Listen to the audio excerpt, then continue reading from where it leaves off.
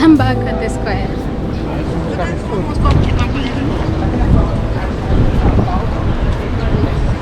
So once again taking a group tour. They're relatively small because we're only 5 people now for the African Heritage Tour in Olympic Boulevard.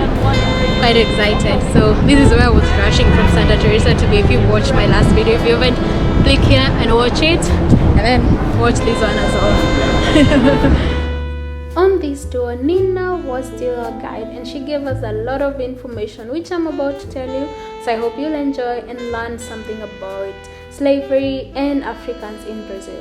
We did pass through the first palace and the parliament, and behind it in that square there is a flea market on Saturdays, so on weekends actually, so if you're around there and you want to shop, you can go there.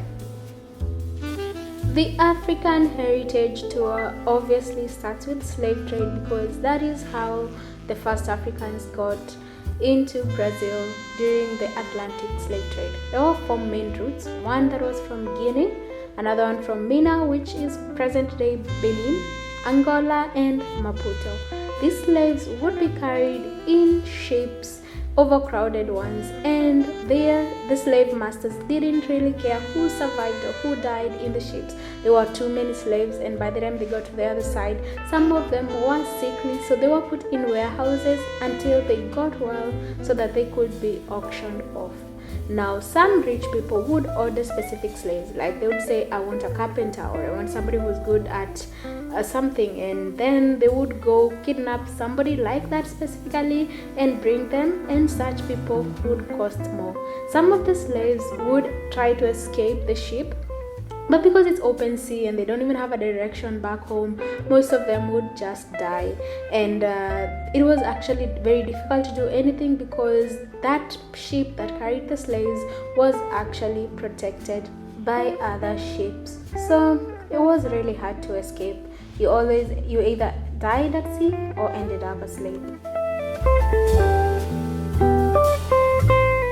The slaves would either work at farms, which were the worst conditions because they would work 14 hours a day without rest. Most of them actually aged very quickly and got gray hair and no teeth by the age of 35. Others worked in gold mines and others worked in the city. So those who worked in the city would be involved with everything: building monuments, roads, houses, looking after animals, carrying urine from the rich people houses. If you've watched my city video, then you'll know what I'm talking about. And also most of the women worked as housemaids. Working as a housemaid was the worst because you are not allowed to leave the house without your master, and also you didn't get an opportunity to save money to buy yourself out. Slaves were also subjected to very harsh conditions, punishment, and even sexual harassment and abuse from their masters.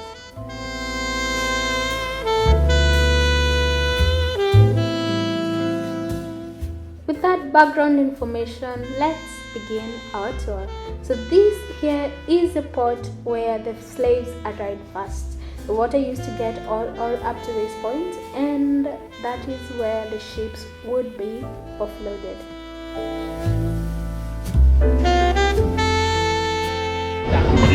So welcome to the Little Africa tour.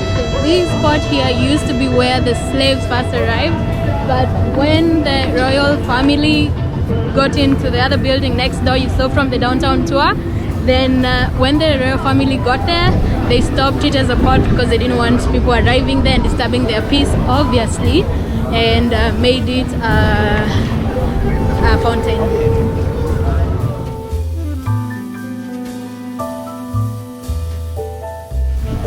Yeah, so this place here used to be full of water, but they reclaimed it in the 20th century.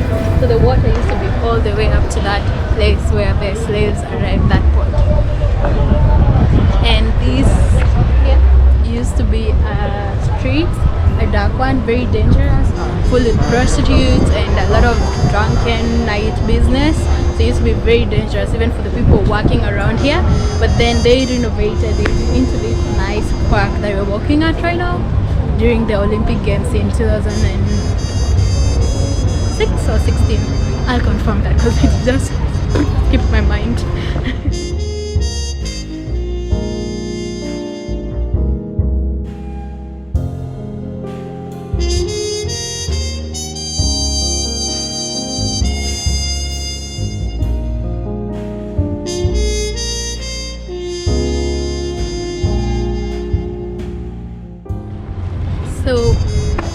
I take these tours, it's a lot of emotions, because I'm hearing about people who used to look like me, who lived where I lived, or were born where I was born, in a larger sense of skin, but they were taken away from their homes and brought as slaves. So the Portuguese didn't care if people lived or died in the ships. When they arrived, they were taken to the Snake Island to recoup so that they can fetch a better price at the auction. And even after the slavery ended, there was still, like, the Navy men who revolted, they were still taken to Snake Island to perish there. And the guy who led the movement wasn't taken to prison, so he couldn't be a martyr, but he also still just died poor and penniless. And there is a lot of sad history, right? And yeah, it's a lot to take in, but let's see, because this is part of history. We have to learn what happened. We have to learn and not repeat, right? Learn, don't repeat. That's kind of the slogan of all this. So let's keep going. After slavery was abolished, there was no compensation. This led to a lot of Africans and former slaves being poor, and most of them couldn't find jobs because they were actually replaced in the jobs that they were at, because the white men didn't believe that they had the work ethic to work a normal capitalist sort of job. So most of them were jobless. One of the places that took the slaves in was the army. However, they were still subjected to very harsh conditions such as corporal punishment, and one time somebody was given 150 strokes without getting treatment. This led to the black army members taking a ship and demanding that that law be abolished. While the law was abolished, because they had pointed like all the guns and whatever else that was in the ship to Rio, unfortunately, everybody who participated was punished and taken to the same island where slaves would be punished from until they died. Opposite the Army Museum are two cultural centers, the CCBB one behind the grey building and the white one there. So if you want to learn more about the history of different things about the city, you can visit. The church is facing the Guanabara Bay as well as the building next to her, because we didn't have an airport at the time, we didn't have a bus station. So this was the entrance of all the people that came to Rio. That's why the old buildings all use it to face the bay. And you can see as well that the traffic is countering the church, because behind it we have a huge avenue, the Vargas Avenue. They destroyed lots of buildings to create this avenue, about 900 buildings. And they were planning to destroy the church as well and create a roundabout. But then the legend says that a second thunderstorm happened and they thought it was a sign from God, so let's keep the church. And they made, oh, careful with the tuk-tuks, the Brazilian tuk-tuks. And they made the traffic counters it. It was really good that they didn't destroy, because the church is beautiful.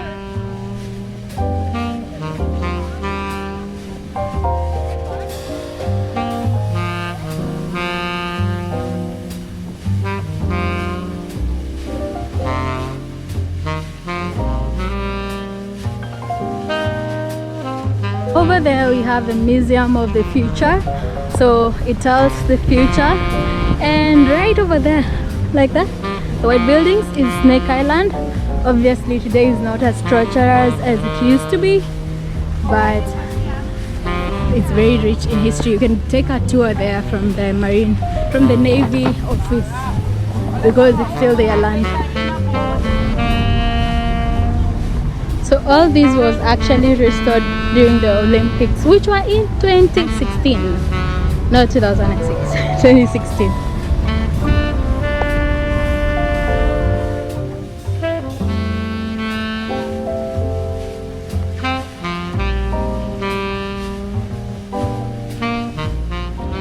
So this here is Museum of the Future, that there.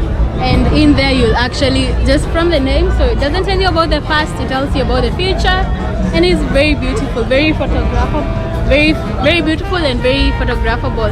And just outside the museum are these places where you can buy your acai, your tapiocas, coconut water, hot dogs, churros, basically anything you want. And as you can see, there are many people here, so yeah, eat whatever you want. So I'm gonna go have something because I haven't eaten all day since breakfast, so I need to eat something now. How much? Quanto? 8, 10, 15 e 20. Mas você pode usar todos os ingredientes. Aceita o borrachão também. So Qual tamanho que você quer?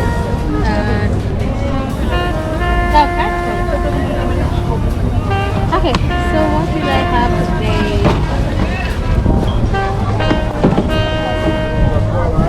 We got oats, muesli, the sprinkles, chocolate sprinkles, the cornflakes and the chocolate chocos something.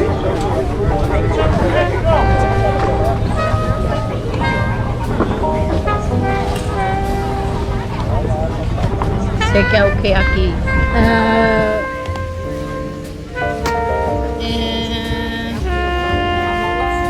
Okay. Yeah. Yeah. Ele fica crocante.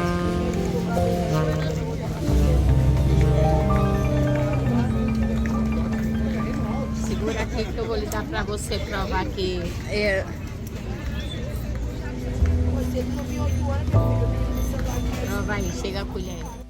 So most Brazilians only speak Portuguese and maybe understand some Spanish, very little or no English. I was very surprised to find that. My fault, purely mine. But so it is a little bit difficult to communicate, but most of the people I've met are so nice. Even if you're speaking 2 different languages, you always find a way to communicate and get what you want at the end of the day. So yeah, I'm trying to pick up some of the words, but it's very hard. They talk very fast, but I'm trying.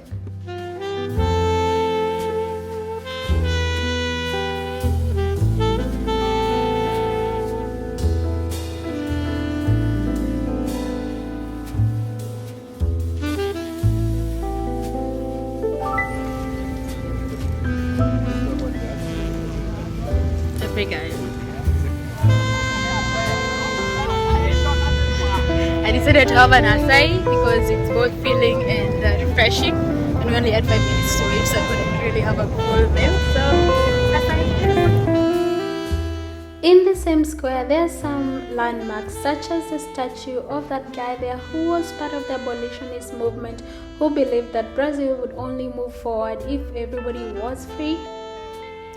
And the building with a flag there is a museum that tells about the slavery and the heroes who helped abolish it. The old building is now the museum. It's a museum that talks about their exhibitions are related to the history of Rio and the history of Black people as well. They are currently with 2 exhibitions. The first one is about Carolina Maria de Jesus, a Black Brazilian writer from the 1940s, 1950s. She wrote a famous book, diary, about her life living in a favela as a single mother of 2. And the book made her so famous that it was translated for more than 7 languages. The building showcases some of the women who were slaves at the time in different lights, so they've been added some elements to make them look brighter than the photos actually were. For instance, the lady who is there holding a tiger was actually holding a white baby because she was a housekeeper, and the masters used to get pictures of the housekeepers with their kids. While slavery was abolished, today there's still a very systemic inequality, especially towards Afro-Brazilians. For instance, 60% of the women are still housemaids, followed by cleaning ladies or old nurses' homes. So there's still very present issues they're facing that they hope that governments will resolve for them.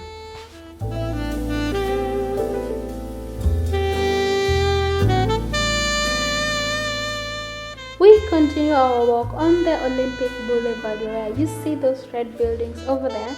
They were the warehouses where the African slaves were kept when they left the ships, so they would recuperate and so they could be healthy enough to be sold. The buildings were painted because they were painted just before the Olympics, in the preparation for the Olympics, so that they could hide their purposes. This is because they were then used as venues for festivals and different programs, so people didn't want to show them in the light of these were warehouses for slaves. But on the other side of the wall, there is an artist who decided to paint something to showcase the use of those buildings. She is called Marina Latuka, and credit to her for showing what actually happened.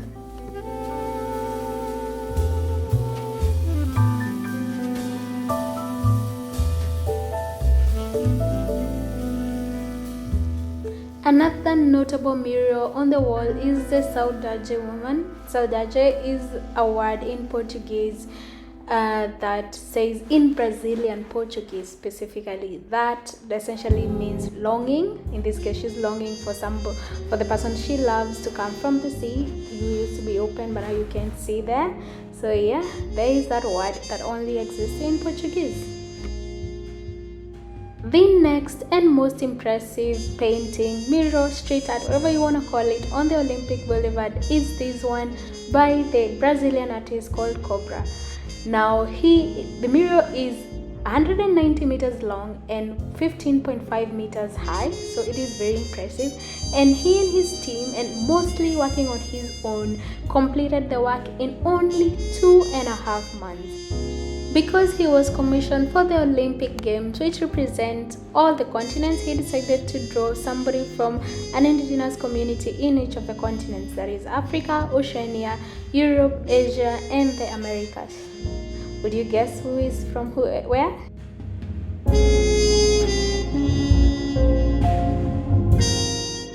This is the Americas, Brazil.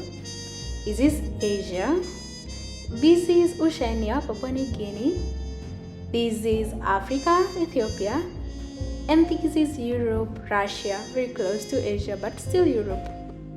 I, of course, had to take a video with the African because I'm proud of my roots. Okay, back to the African heritage. This here was the second port that was opened after the Portuguese royalty arrived at the old one and they closed it, made it a fountain. So there had to be, of course, another port where the slaves would come in from, and this was it. When slave trade was abolished, they actually covered it in concrete, and only when the Olympic Boulevard was being rebuilt and being reclaimed for the Olympics in 2016 was it discovered, and now it's an archaeological site.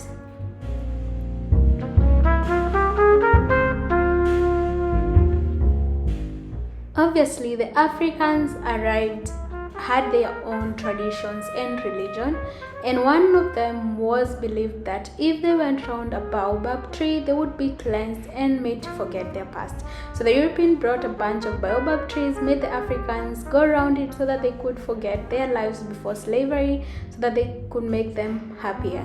Now, because a lot of Christians even today believe that idol worship, they usually cut down all the baobab trees. There are some religions that still exist that are like a mixture of Christianity and the old African religions, but even today they are very highly discriminated and frowned upon. Opposite the port is this important heritage building. It was built by a lawyer who was a black person in the 19th century, and the reason it's significant is that it was one of the only buildings from that time built by free labor. So he did not use any slave labor whatsoever to complete the building.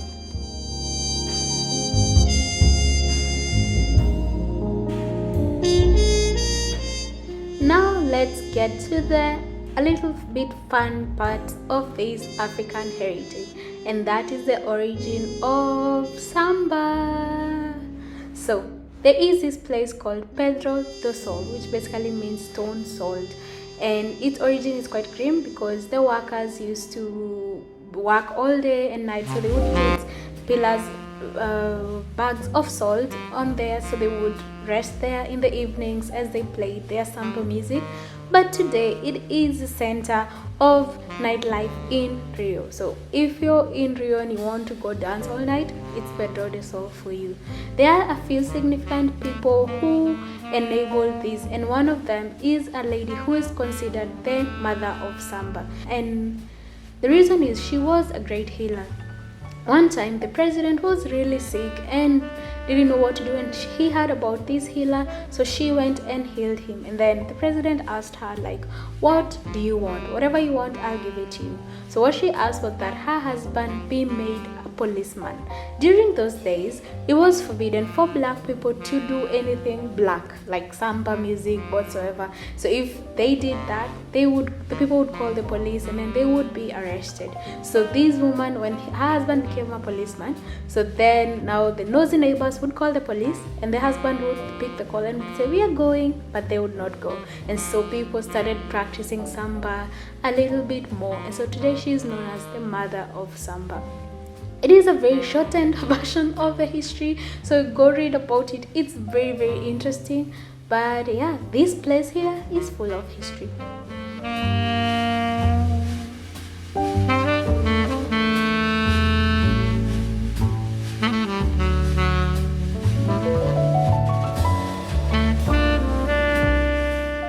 Another thing, capoeira. So it is a dance and a fight, and the reason why it is a dance is because the African slaves are not allowed to learn any fighting techniques. So they learned the fighting techniques but disguised them as a dance to pretend that they were dances. So it is a fighting technique and a dance that has been used in Brazilian football. So the famous football Pelé actually included some of those moves into his winning goal or football match in the World Cup, and since then it's become like a Brazilian type of playing.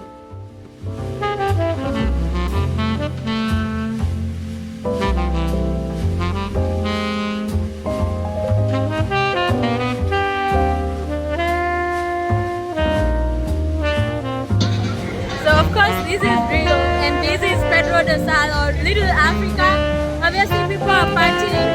Back there where there was a stone is was like a stone of salt, as I already said. And yeah, it's Saturday evening and you can see how it looks.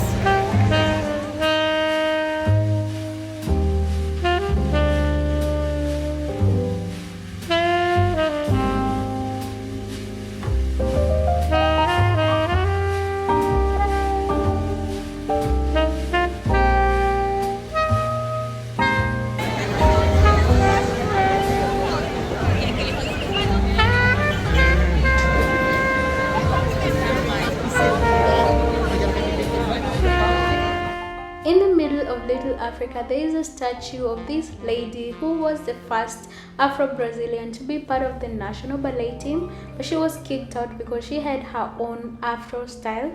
But she became so successful on her own that they later invited her as a teacher to teach her own unique style.